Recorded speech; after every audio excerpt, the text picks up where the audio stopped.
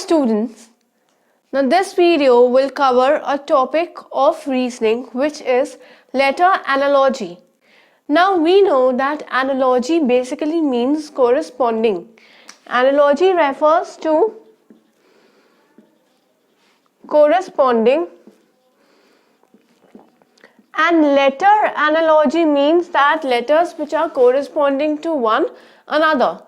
Now, reasoning plays a very important role in our day-to-day life because it helps us to think logically and think more creatively so that we can expand our mind and we can also sharpen our mind through reasoning. So here we will be discussing about letter analogy, and along with that we will be also understanding different tricks and different ways in which we can solve the question of letter analogy. The letter analogy that we will be discussing over here is letter analogy with vowels. Here the letter analogy is with vowels. Now we know that vowels in our alphabetic series are 5, which is A, E, I, O and U. These are our vowels, and the letter series basically consists of 26 letters, and those 26 letters are from A to Z, right? A to Z are the 26 letters, out of which 5 are vowels, so remaining are the consonants. So number of consonants that we have in our alphabetical series are 21, right? Now there's a special trick for remembering the place value of each of the letter. Now there are 26 letters, so from 1 to 26 there are place value of every letter, and that letter place value can be remembered through a term ejoti.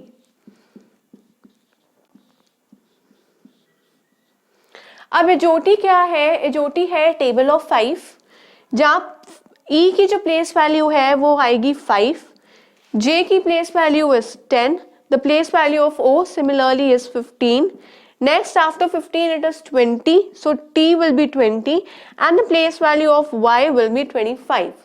So like this we can remember the place value of these 5 letters, और इनके आसपास के letters की भी हमें पता लग जाएंगी कि प्लेस वैल्यू क्या है. जैसे मैंने कंसिडर किया y को, अब y से पहले आता है x, y से 1 माइनस करेंगे तो x आएगा, ऐसे ही यहाँ पर 1 माइनस करेंगे तो हमें पता लग जाएगा कि x की प्लेस वैल्यू जो है वो है 24. अब लेटर एनालॉजी में होता क्या है कि हमें एक लेटर दिया होगा या एक वर्ड दिया होगा, उसके corresponding there will be a code, and that code will be made using a specific pattern. We have to find out that pattern.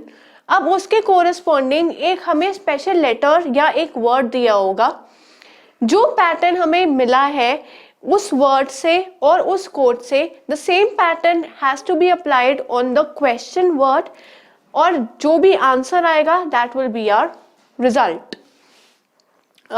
जैसे एग्जाम्पल है मेरा A कोलन E, मतलब A के कोरिस्पॉन्डिंग E है. अगर डबल कोलन्स लग जाएंगे तो इसका मतलब होता है देन और सो. I के कोरिस्पॉन्डिंग क्या होएगा?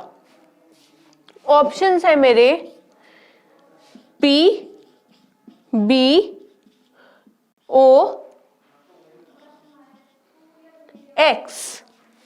ये 4 ऑप्शंस है.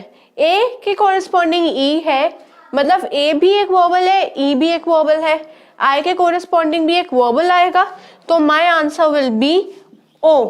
O will be my answer, क्योंकि A के कोरिस्पॉन्डिंग एक वोवल है इसलिए I के कोरिस्पॉन्डिंग भी एक वोवल होएगा. This is letter analogy using vowels. कि हमने लेटर्स को देखना है, जो भी पैटर्न बन रहा है उस सेम पैटर्न को, ये एक मेरा थर्ड लेटर है और मुझे जो है वो फोर्थ लेटर जो है वो फाइंड करना है. कैसे फाइंड करूंगी? जो 2 मुझे दिए हुए हैं उनका पैटर्न डिसाइड करके वो सेम पैटर्न यहाँ पर अप्लाई करके मुझे मेरा रिजल्ट मिल जाएगा. Now let us have a look of some other examples through which letter analogy using vowels will be more clear.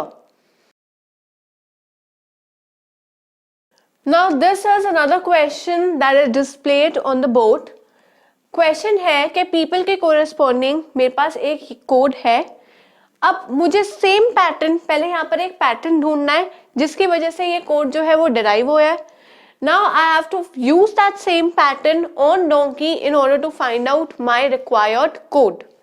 अगर मैं यहाँ पर देखूं, पहले मैं चेक करूंगी 1, 2, 3, 4, 5, 6. There are 6 letters over here. Also I have to check over here कि क्या हर लेटर के corresponding एक कोड है. 1, 2, 3, 4, 5, 6. Yes, I am getting a code corresponding to each letter. अब मैं देखूंगी P और यहाँ पर है Q. P के बाद आएगा Q. So I will say P plus 1 will give me Q. Next, E plus 1 gives me F. But I'm getting G.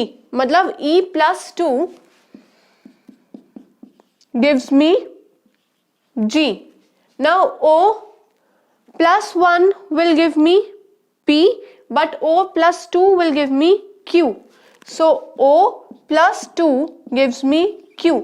अब यहाँ पर तो P के साथ अगर मैं एक ऐड करती हूँ तो मुझे Q मिल रहा है, लेकिन E और O के साथ अगर मैं 2 ऐड कर रही हूँ तो मुझे मेरा रिजल्ट मिल रहा है.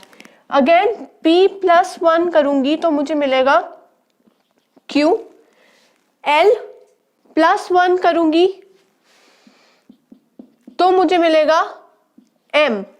और E plus 1 करके मुझे मिलेगा F, बट E plus 2 करके मुझे मिलेगा G.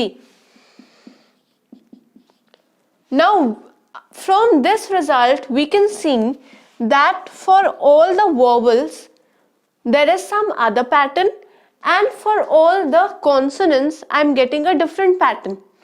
Vowels के साथ मैं ऐड कर रही हूँ 2 और consonants के साथ I am adding 1.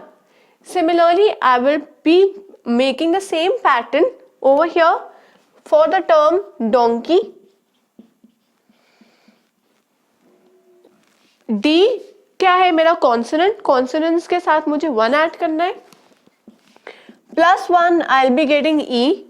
O plus 2 I will be getting Q. N is a consonant. With consonant I will be adding 1.